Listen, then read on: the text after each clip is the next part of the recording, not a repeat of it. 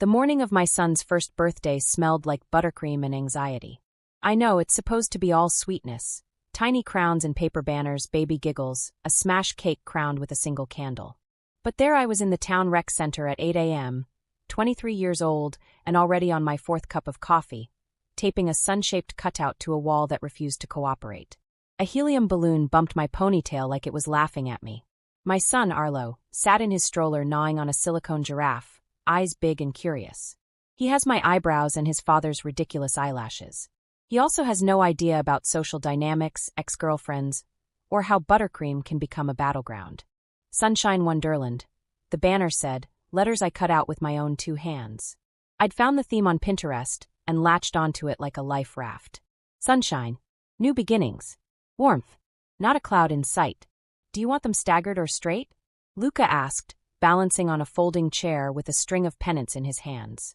He was in a faded band t-shirt and joggers, hair in messy curls that somehow worked on him the way a crumpled gift bag sometimes looks fancy if you fluff the tissue paper just right.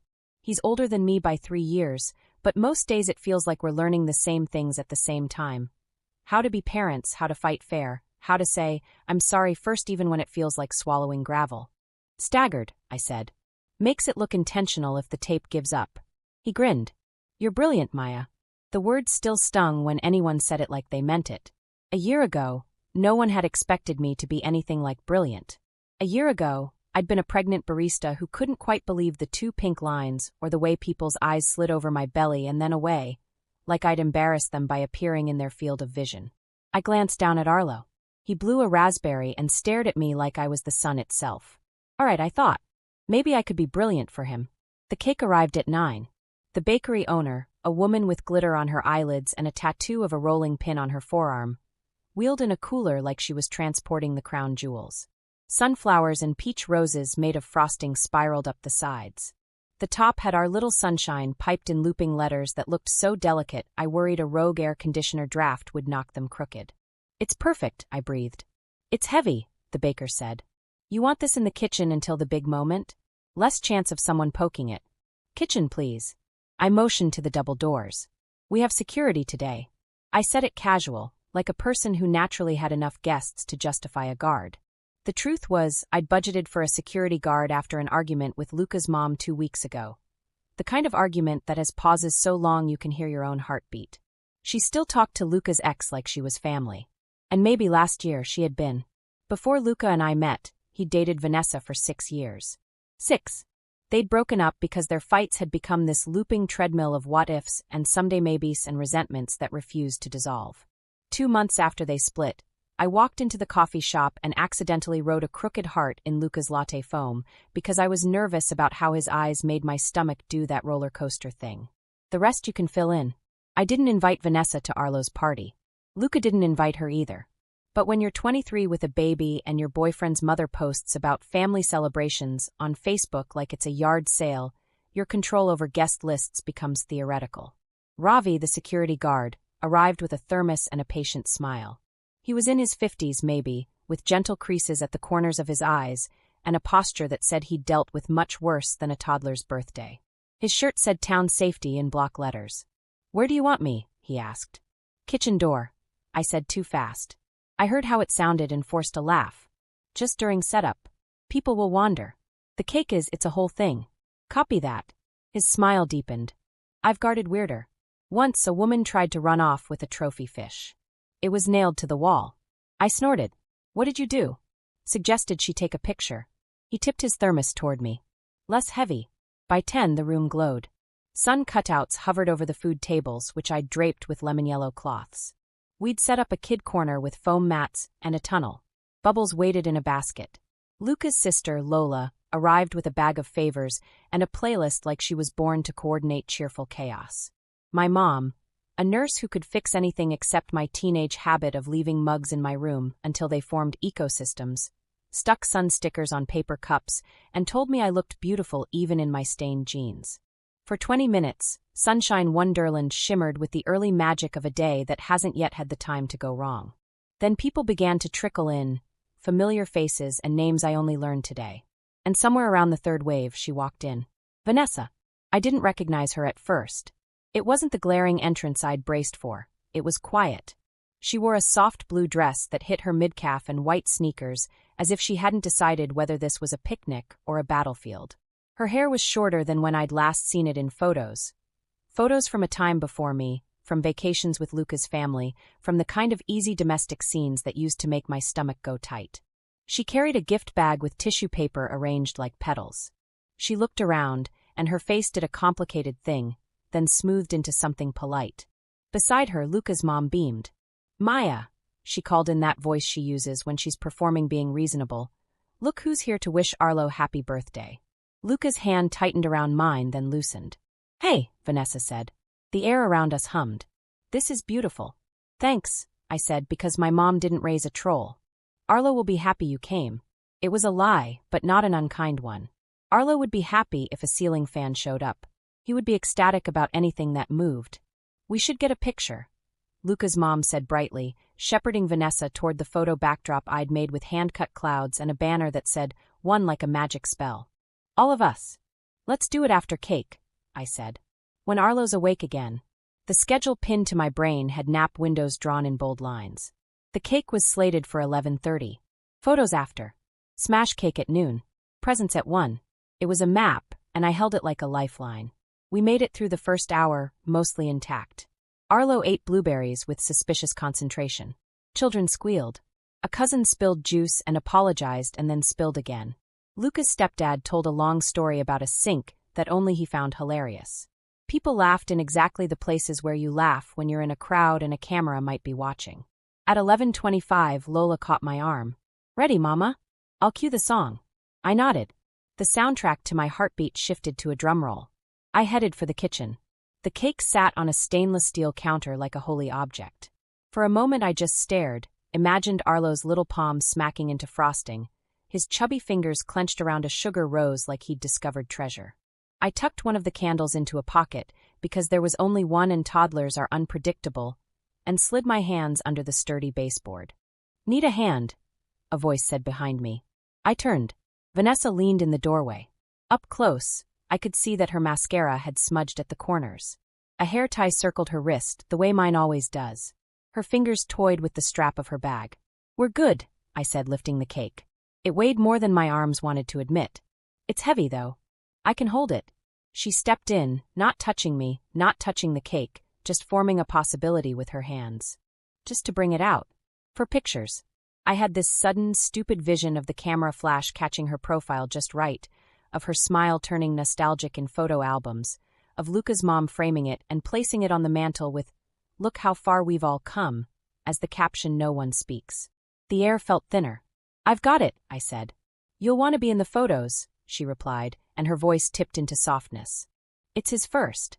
Ravi shifted at the other door. He wasn't hovering. He was doing his job. But I felt the warmth of his presence like a lighthouse beam. "Vanessa," I said steady. "I'm Arlo's mother. I'll carry his cake." Her mouth opened and closed. A flush rose on her cheeks. "Maya, She didn't touch me.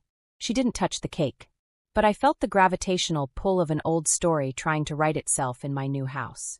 Luca's mom's voice tumbled in from the hall, bright with nerves. "Ready? We're all ready." I took one step forward. The cake wobbled and steadied. Vanessa's hand hovered as if to help. And the story forked in front of me into two lives. The one where I pasted a smile on and let her take the center of the frame, and the one where I chose differently. "Ravi," I said. My voice didn't shake. I was absurdly proud. "Would you carry this out for us, please?" He moved toward me, calm as a slow river. "Of course." For a beat, Vanessa's expression glazed into disbelief. Then something like hurt flickered so quickly I almost missed it. "It's not personal," I said, which was a haphazard bridge over a canyon.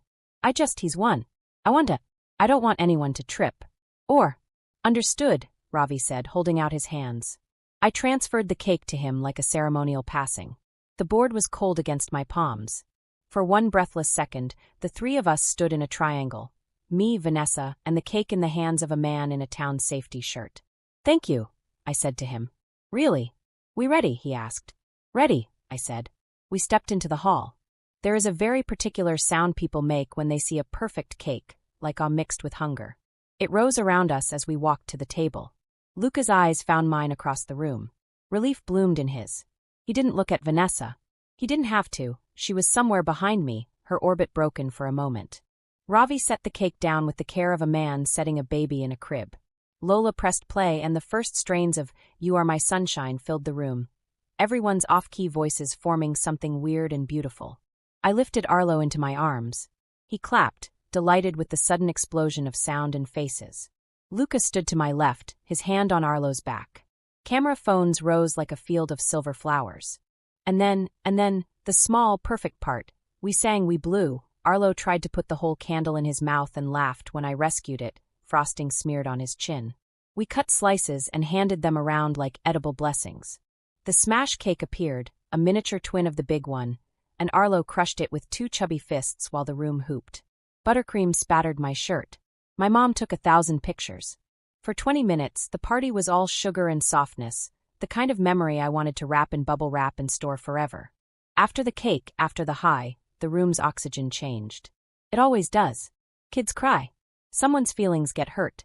Luca's mom glided over with Vanessa in her wake, like a moon towing a tide. Let's get that picture, she urged, but softer now, almost pleading. I could have said no. I could have said we already had pictures, and the cake was the important one, and maybe next time.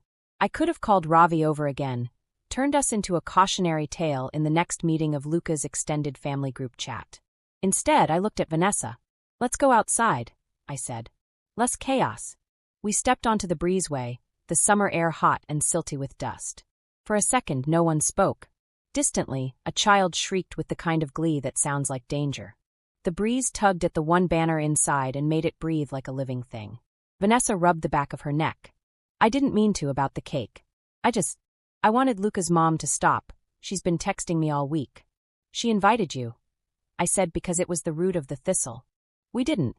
I know. She winced. It's not, look, I'm not here to make anything weird. I heard about Arlo's party because your mom posts the cutest baby cheeks I've ever seen, no offense. And then Luca's mom asked if I'd come, said it would be healing, that we're all family, and I said no. And then last night she called and cried, and she swallowed. I'm not the villain in this story, okay? I'm just a woman who dated the wrong man for too long, and then had to learn what to do with all my Saturdays. There are moments when your body softens against your will. Mine did. I watched her kind eyes fill with a sheen that wasn't mascara. I'm not saying I'm noble, she added, a laugh that wasn't really a laugh escaping her. I'm petty. I've stalked your Instagram. I have opinions about your curtains. That's creepy, right? I'm sorry. But when I walked in and saw how beautiful it all was, the cake, the sun, something made me want to be useful. So I offered to carry it. And then you looked at me like I was about to steal your baby's crown. Her hands flapped, helpless. Which? Yeah, I get. I do. I just didn't realize how that would feel until it happened. I leaned my hip against the concrete half wall and let my shoulders drop. Over the past year, my indignations had piled into a tidy fortress. Suddenly, I could see the one I'd built around this exact moment. A tower of hurt that started the first time I saw a photo of Vanessa doing a puzzle with Luca's family in Christmas pajamas, the matching ones I couldn't picture myself in without wanting to roll my eyes at my own softness. I'm not great at sharing, I said. Not with things like center-of-the-room moments. I'm still learning where to let people stand. I squared my shoulders. I need Luca to be on my side. And I need his mom to stop inviting you to things and then announcing it like a plot twist. I can handle a lot, but I can't handle feeling like a footnote at my own kid's party. That cake. I laughed, helpless. That cake is ridiculous. But it's mine. It's Arlo's, Vanessa said, gentle. That too. I sighed. I'm learning to be a mother. And I'm young. People see my age and they think I'm a phase. They think I could be replaced. By someone with a longer history and family photos in matching pajamas. Vanessa blinked, then laughed. Those pajamas were itchy. I told them, but nobody listened. The laugh unlatched something in my chest. The breezeway filled with the sound of the party inside rolling on without us. Kids popping bubbles, a chorus of no running in the hall. From 3 different adults. I didn't come to light a match, Vanessa said. I came to see if I could be a witness without making it harder. Your town safety guy probably hates me. Ravi. I smiled. He's seen worse. Also, he carried the cake like a champion. I noticed. Her mouth quirked. It was kind of perfect. We stood there, the two of us, inheritors of a story neither of us wrote, but both of us were remodeling. Sunlight pooled on the concrete like spilled lemonade. "Do you want a picture?" I asked. "Not with me. With Arlo. I can hold him, or Luca can. We can do it by the balloons." She shook her head, and the motion surprised me. "No, I think I should go. I've been here long enough to count as well-meaning, but not long enough to become a cautionary tale. And I'm going to talk to Luca's mom. She should have asked you before she asked me. She should know better." "Okay," I said. Relief and gratitude tangled. "Thank you." She squinted at me like she was trying to memorize my face. "You're good at this," she said. "Even when you don't feel like it. It shows." I didn't have anything elegant to say back. I said, "I'm trying." "Keep trying." She lifted the gift bag, shook it lightly. "There's a book in here. One of those board books with flaps. He'll destroy it in 2 days." "Perfect," I said. "He's very strong." We smiled, not like friends but like people who'd held the same heavy thing for a second and put it down without anyone getting cut. Inside, Luca found me with his eyes again, with that worry he gets when I leave a room during family things. I lifted my hand, a small signal. "All good." He exhaled and passed Arlo to my mom, who collected babies like happy little shirts she didn't have to fold. On her way out, Vanessa stopped by the food table, grabbed a handful of grapes, and said something to Ravi that made him chuckle. Then she was gone. Even Luca's mom blinked like she'd been left in a conversation mid-sentence. "Everything okay?" Luca asked when I returned. His hand found the small of my back the way it always does, an unconscious homing. "Yeah," I said. "Better than okay." I pressed my forehead to his shoulder for a second. He smelled like soap and sugar and a little bit of baby. "We good? We're good." He kissed the top of my head. "You were, Maya, that was, thank you for not letting it turn into a circus." I handed the cake to security. I said, and we both laughed because it sounded like a line from a sitcom we promised we wouldn't become. Later, after presents had been opened, a drum set from Luca's stepdad that he swore was educational, a soft fox from my mom that Arlo immediately jammed into his mouth, too many outfits with punisuns. After Arlo fell asleep with frosting in his hair and dream hiccups making his chest jump, after we loaded bags and leftover food into the car, and Luca's mom tried to start an apology and I said later, because some conversations deserve a couch and tea, and the absence of an audience after we drove home and the house smelled like baby shampoo and balloons. After all that, I stood in the kitchen with a final slice of cake on a plate. The evening light came through the blinds in stripes. I heard Luca humming nonsense to Arlo down the hall as he changed him into pajamas. I thought of Vanessa's face when I'd said the words "I'm Arlo's mother," of how sometimes the most obvious truths are the ones you have to say out loud to make them real.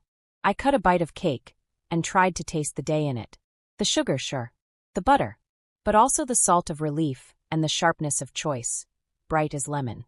I thought of the map I'd made in my head, the schedule that had saved me like a buoy in rough water. I thought of Ravi's sure hands, of my own voice steady at last. On the table sat the board book from Vanessa. It had flaps with zoo animals behind them. I flipped the first one up. "Where's the lion?" it asked, and under the flap the lion's face smiled like it had learned to be gentle. The doorbell rang. I startled, knife in hand. When I opened the door, Luca's mom stood there, wilted flowers in one hand and the other ringed with worry. "I'm sorry," she said, before I could offer to take the flowers. "Maya, I am so sorry. I thought I was being generous. I thought family got bigger, and that made it better.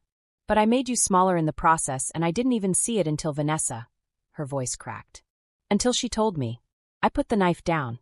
"Come in." We moved to the couch, that neutral third place where apologies sometimes manage to bloom. She perched like a bird waiting to be forgiven. "I'm new at this too," she said. "I've never had a daughter-in-law, even if you and Luca aren't. I mean, you are family. And I am." She groped for a word that wasn't defensive or messy. "Learning." "So am I," I said. "So is everyone. Maybe the first year of a baby's life is training wheels for all of us." "You're wise," she said, dabbing at her eyes. "You're 23 and you're wise." "I forget that." "I'm 23 and I'm sleep-deprived," I said, and we both laughed, the first ring of light after storm clouds.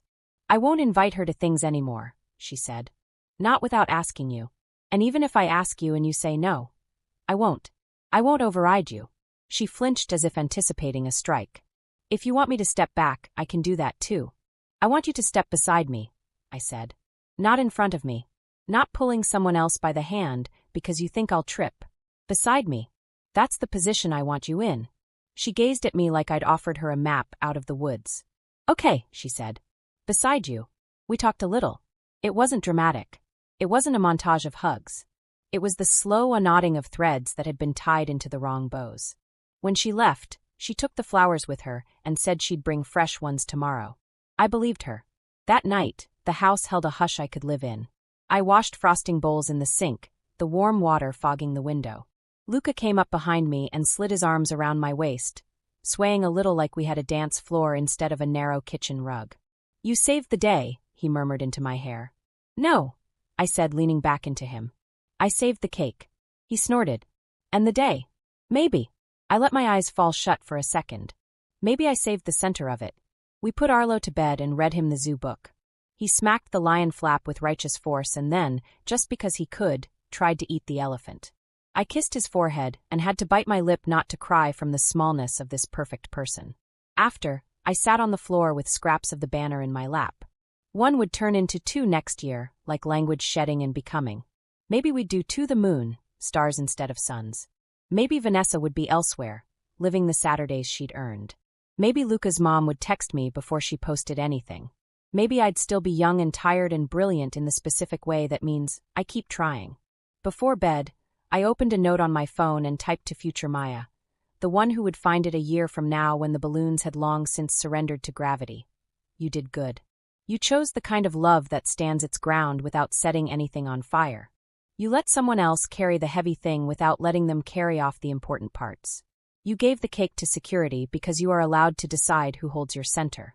If anyone calls you petty, smile and feed your baby another blueberry. In the morning, I'd sweep up confetti and find frosting dried onto the floor in a smudge shaped like a comma. I'd hand wash Arlo's sunshine onesie and tuck it into a box with a hospital bracelet and the ridiculous hat from the day he was born. I'd text Vanessa a link to the photos where Arlo's cheeks look like fruit, because I am generous when I have enough to give. But that night, the only story I needed was the one where a girl put down a fortress brick and picked up a slice of cake and believed she was exactly the person her son needed. Somewhere inside the house, a helium balloon bumped the ceiling inside. Good night, sunshine, I whispered to all of it. In the very last photo from the party, I am holding Arlo. Luca is beside me, smiling like a man who has decided the world is simple, at least for the length of a song. Behind us, the cake is a little crooked because life is, and the banner says 1, and we are looking at the camera.